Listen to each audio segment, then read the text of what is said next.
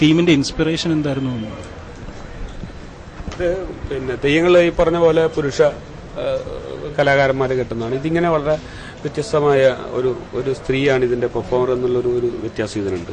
പിന്നെ മറ്റൊന്ന് നമ്മുടെ വിശ്വാസത്തിന്റെ ഇപ്പം മലബാർ മേഖലയിൽ ഈ തെയ്യം അവരെ ദൈവത്തിന്റെ കാണപ്പെട്ട രൂപം തന്നെയാണ്, ദൈവം തന്നെയാണ്. എല്ലാ തെയ്യങ്ങളും വേറെ ഒരു പല രീതിയിൽ നോക്കിക്കഴിഞ്ഞാൽ ഒരുതരം പോരാളികൾ എന്നൊക്കെ പറഞ്ഞ് ഒരുതരം രക്തസാക്ഷികളാണ് പല രീതിയിൽ. അപ്പോൾ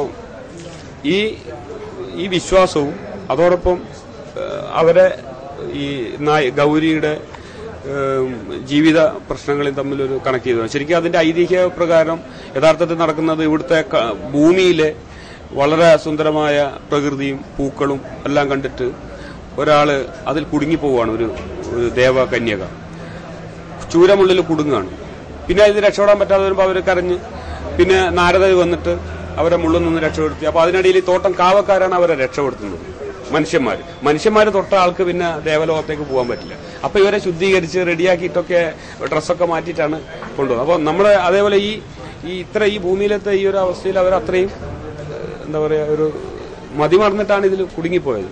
പക്ഷേ ഗൗരി നമ്മുടെ ക്യാരക്ടർ അവർ ഈ പ്രതിസന്ധി എല്ലാം ഉണ്ടാകുമ്പോഴും അവരെ ഒരു എന്താ പറയാ പിന്നെ മാനസികമായി ഒക്കെയുള്ള ഒരു വളർച്ചയിൽ നിന്ന് അല്ലെങ്കിൽ ആരോഗ്യത്തിൽ നിന്ന് അവരെന്നെ സ്വയം രക്ഷപ്രാപിക്കുകയാണ്. അവരെ രക്ഷിക്കാൻ വേറെ ആരുമില്ല.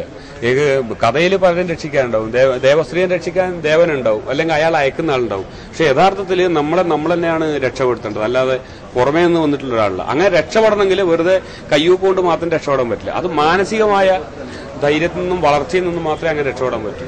അതാണ് നമ്മൾ ഇതിനകത്ത് ഈ സിനിമ ഒരു മുൻവിധിയോടെയാണ് ഞാൻ കാണാൻ വന്നത്. തെയ്യത്തെ കുറിച്ചുള്ള തെയ്യം കലാകാരന്മാരെ പറ്റിയുള്ള ഒരു സിനിമയായിരിക്കും എന്നുള്ളത്. പക്ഷെ ഇത് യഥാർത്ഥത്തിൽ ചെയ്തത് തെയ്യത്തെ അല്ലെങ്കിൽ അനുഷ്ഠാനങ്ങളെ അപനിർമ്മിക്കുകയാണ്. കുരിപ്പുഴ സാർ പറഞ്ഞതുപോലെ ഒരു ദൈവ സംസ്കാരത്തെ തകർക്കാനുള്ള ഒരു ഉദ്ദേശം ഇതിനുണ്ടായിരുന്നു എന്ന് തോന്നുന്നു. ദൈവങ്ങൾക്ക് വേണ്ടി അല്ലെങ്കിൽ നമ്മുടെ അനുഷ്ഠാനങ്ങൾക്ക് വേണ്ടി കുരുതി കൊടുക്കപ്പെടുന്ന കുറെ മനുഷ്യരുണ്ട്. അപ്പൊ ഒരു ഹ്യൂമനിസം ഉണ്ട് ഈ ചിത്രത്തിന്.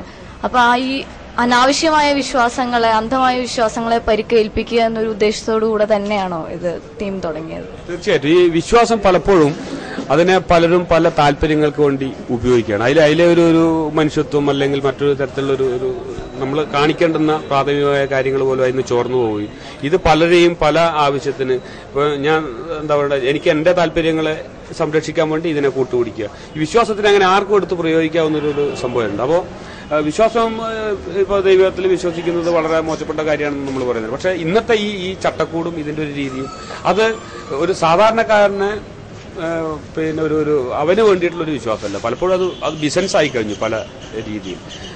അപ്പോൾ ഇതിന്റെ ഒരു പശ്ചാത്തലത്തിൽ കൂടെ നമുക്ക് ഇതിനെ അല്ലാതെ ഒരു തെയ്യം സ്റ്റോറി പറയേണ്ട കാര്യമില്ല. അത് പലരും പറഞ്ഞാണ്. അതിലെനിക്ക് താല്പര്യമില്ല. കാരണം ഞാനൊരു അങ്ങനെ ഒരു ദൈവവിശ്വാസിയൊന്നുമല്ല.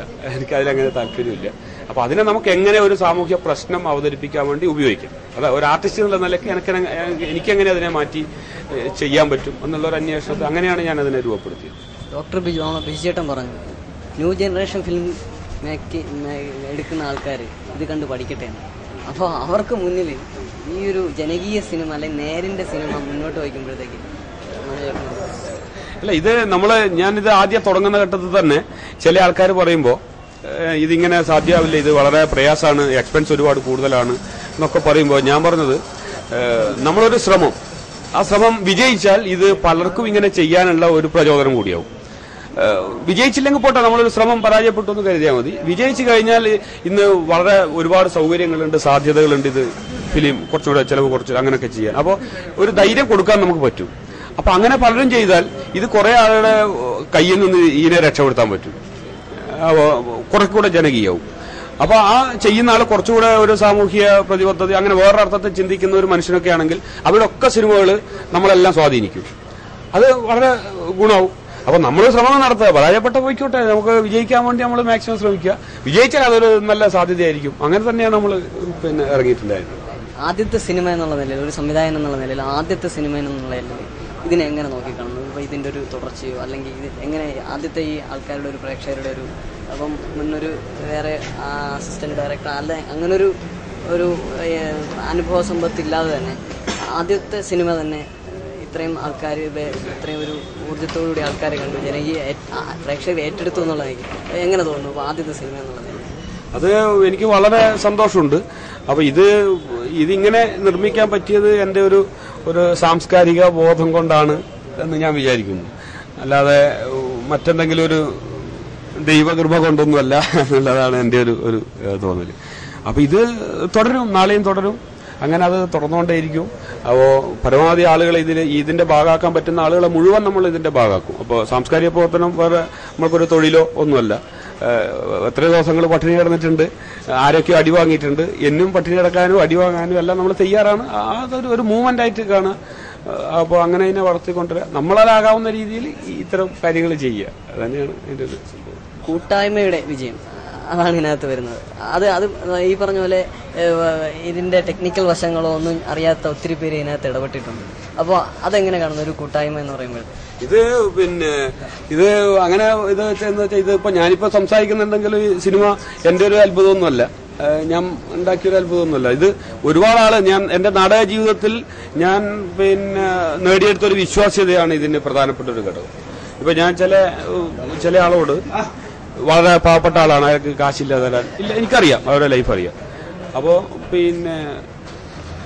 അവരോട് ചോദിക്കാത്തത് കൊണ്ട് അവർക്കൊരു വിഷമം തോന്നി എന്നെ ഫോൺ വിളിച്ചിട്ട് എന്താ എന്റെ കാശ് നിങ്ങളെ സിനിമക്ക് പറ്റൂലേ എന്ന് ചോദിച്ചിട്ട് വീട്ടിൽ കൊണ്ടുതന്ന ആൾക്കാർ. അങ്ങനെ അതൊക്കെ ഭയങ്കര ടച്ചിങ് ആയ സംഭവങ്ങളാണ്. അങ്ങനെ ഒരുപാട് ആളുകൾ, അത് നമ്മൾ നാടകം കളിച്ചിട്ടും ഇടപെടലിൽ കൂടിയൊക്കെ നമ്മൾ ഉണ്ടാക്കിയെടുത്ത ഒരു വിശ്വാസമാണ്. അപ്പോൾ അത് ഇനിയും കൂടും. നാടകമായാലും ഇങ്ങനെ തന്നെയാണ്. നമ്മൾ ആദ്യത്തെ പല നാടകങ്ങളുടെയും അവതരണങ്ങൾ വലിയ നല്ല സംഭവമായിട്ട് തന്നെ മാറിയിട്ടുണ്ട്. അതുമെല്ലാം നമ്മളൊരു ഗ്രൂപ്പ് തന്നെയാണ് അതിൽ മാത്രമല്ല, ഒരു വ്യക്തിക്കൊന്നും കൂടെ അത്ര വലുതായിട്ടൊന്നും ചെയ്യാൻ പറ്റില്ല അല്ല, കുറച്ചൊക്കെ ചെയ്യാം. പക്ഷെ എന്നാലും ഒരു ഗ്രൂപ്പ്, നല്ല നിശ്ചയദാർഢ്യമുള്ള ഗ്രൂപ്പിന് ഇവിടെ എന്തൊക്കെയോ ചെയ്യാൻ പറ്റും എന്നാണ് എന്റെ വിശ്വാസം. അതിന്റെ രീതിയിലാണ് ഇത് ചെയ്തത്. ഇതില് ആദിത്യൻ ഇതിലെ പ്രധാനപ്പെട്ട ഒരു ക്യാരക്ടറിനെ ചെയ്ത ആളാണ്. അപ്പോ ഇയാളങ്ങനെ ആദ്യമായിട്ട് മുമ്പ് അഭിനയിച്ച ആളൊന്നുമല്ല. പക്ഷെ നമ്മളൊരു കുടുംബമാരിയായിരുന്നു എല്ലാ ആളുകളും.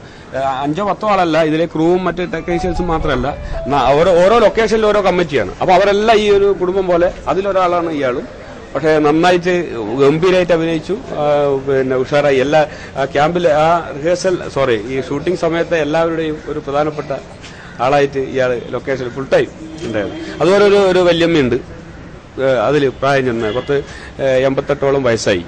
ഇതുവരെ നാടകം പോലും അല്ലെങ്കിൽ സിനിമയോ ഒന്നും കണ്ടിട്ടുണ്ട്, പക്ഷെ ചെയ്തിട്ടില്ലാത്ത ആളാണ്. അപ്പോൾ വല്യമ്മ നമ്മളൊരു സീനിയർ മോസ്റ്റ് ആളായിട്ട് ഇങ്ങനെ എല്ലാ ദിവസവും ലൊക്കേഷൻ ഉണ്ടാവുകയും അങ്ങനെ കുറെ ഇത്തരം ആളുകളൊരു സംഭാവന വളരെ കാര്യമായിട്ടുണ്ട് സിനിമകത്ത്. കുറച്ച് നേരത്തെ തന്നെ വിളിച്ചിരുന്നു വല്യമ്മ, എന്തായി തുടങ്ങാറായി, ഓക്കെ തുടങ്ങാറായെന്ന് പറഞ്ഞു. ഇന്നലെയാണ് ഇപ്പോൾ ഇയാളെ ധാരണ കുട്ടികൾക്ക് ഈ സിനിമ കാണാൻ പറ്റില്ല, ഇതിന്റെ പ്രായപൂർത്തിയാവും, അങ്ങനെ ഒരു പ്രശ്നമില്ല, ഈ നടനാണ്, കൃത്യമായിട്ട് അതേ ആത്മധൈര്യത്തോടെ വിശ്വാസത്തിൽ വരാമെന്ന് പറഞ്ഞു. ആദിത്യം എന്നാണ് പേര്. സിനിമ കണ്ടപ്പോൾ എന്ത് തോന്നി? സന്തോഷം തോന്നി. അത് ഒരുപാട് മനോഹരമായിട്ട് വിളിച്ചു പറഞ്ഞാണ്. അപ്പോൾ എൻ്റെ വീട് കോഴിക്കോടാണ്. ആടുന്ന് അച്ഛനൊപ്പം വന്ന് അപ്പോൾ ഒരു നോക്കി ചെയ്തു. പിന്നെ ആടെ നല്ല സുഖമായിരുന്നു. ഒരു എന്തോ വലിയ ആദ്യമായിട്ടാണ് സിനിമയിൽ അഭിനയിക്കുന്നത്. അപ്പോൾ വലിയൊരു ഇതുപോലെ തോന്നി. പിന്നെ നല്ലൊരു സുഖമായിരുന്നു. ആടുന്ന് കൂടെ തിരിച്ചു വരാൻ തോന്നിയില്ല. ഇതിന്റെ സിനിമയുടെ ഒരു ഗ്രൂപ്പ് അല്ലെങ്കിൽ ഈ ഒരു ടീമിനെ പറ്റി എന്താണ് മോന്റെ അഭിപ്രായം? നല്ല ടീമായിരുന്നു. നല്ലോണം ചെയ്യുന്ന അനുചേച്ചിയൊക്കെ, എൻ്റെ അമ്മയുടെ പിന്നെ ചേച്ചിയൊക്കെ നല്ലോണം, പിന്നെ ഗോകുമാർ സാറ് എല്ലാവരും നല്ലോണം ചെയ്തിട്ടുണ്ട്. നല്ല സിനിമയാണ്. ഇതിന് മുന്നേ നാടകങ്ങളും എങ്ങനെയാണ് ഇതിന്റെ അഭിനയത്തിന്റെ അനുഭവങ്ങൾ? ആദ്യമായിട്ടാണ് സിനിമയിൽ അഭിനയിക്കുന്നത്. മോണാക്ട് ചെയ്യാറുണ്ട്, നാടകം ചെയ്തു, കഴിഞ്ഞ വർഷം ചെയ്തു. ചായില്യത്തിന്റെ സംവിധായകൻ മനോജ് കാനയ്ക്കൊപ്പം സിനിമ ടിക്കറ്റ് ഓൺലൈൻ ടീം.